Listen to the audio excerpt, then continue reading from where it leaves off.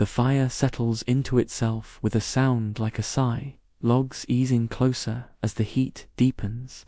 The hearth smells of bread crust and old ash, and the night outside presses gently against the windows, content to be kept at bay.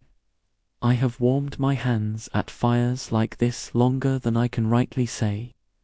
Tonight, the cottage remembers, and I will let it speak. The cottage stood at the edge of a narrow lane where the road softened and forgot its hurry. Its stones were dark with age, but the windows glowed steadily, as if they had learned the value of patience. Inside, everything had a place, and every place had earned it. The table bore small marks from years of use, knife tips, cup rings, a shallow groove where someone once worried the same spot while thinking. A kettle rested on the hook above the fire, blackened and trusted. Chairs leaned back on their hind legs, confident they would not be asked to move. There was a habit here, older than the cottage itself. Nothing was thrown away if it still remembered being useful. A cracked bowl held buttons. A chipped mug kept pencils. A faded shawl lay folded by the hearth, its pattern worn soft by hands that had wrapped and unwrapped themselves many times. 2 questions lived quietly among these things.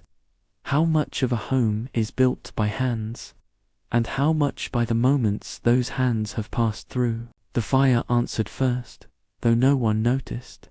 It burned evenly, never flaring, never sinking too low. It knew the shape of the room. The mantel above it held small objects that had outlived their reasons for being kept.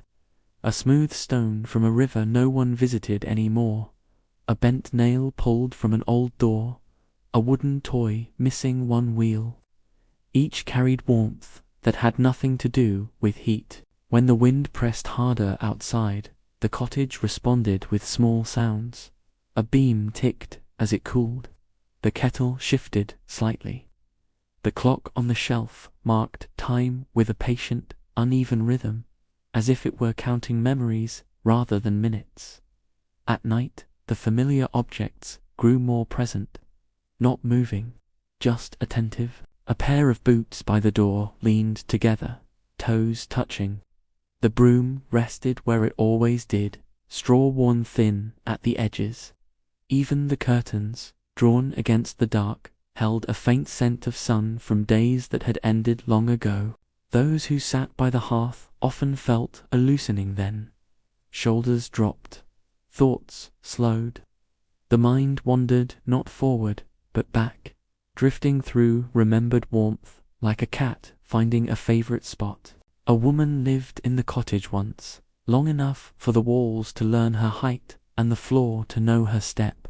She moved without hurry, even when there was much to do. She spoke to the kettle while filling it, to the fire while feeding it, to the chair before sitting down. Not because she believed they listened, because it felt right not to rush past them. When she was gone, the cottage did not empty. It settled. Objects remained where she had left them, holding the shape of her days. The fire was lit by others, but it burned the same way, steady and kind. Visitors came and went. Some stayed a night, some longer. All felt its a sense of being recognized, not as a stranger, but as someone who needed a place to rest. I once sat alone by that hearth as snow pressed white and silent against the walls, and I understood then that warmth is not made by flame alone, but by all the moments that have agreed to stay. The kettle would sometimes sing before being asked. A log would shift just as a chair was pulled closer. Familiar objects did not intrude. They anticipated. Memory moved gently there. It did not demand to be felt. It waited, like a blanket folded within reach. Even grief softened in that room, edges rounded by use.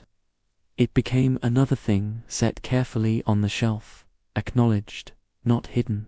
As the night deepened, the cottage seemed to draw inward, holding its heat close. Outside, the world could be as cold and wide as it wished. Inside, the fire spoke in low tones, and the familiar answered by staying exactly where they were. The hearth did not promise forever, only enough. The fire here burns lower now, embers glowing like quiet hearts. The cottage holds its breath around us, full of small, steadfast things, and the night waits kindly beyond the door. If the warmth feels familiar, there are other long nights where the fire is kept and the kettle is already listening.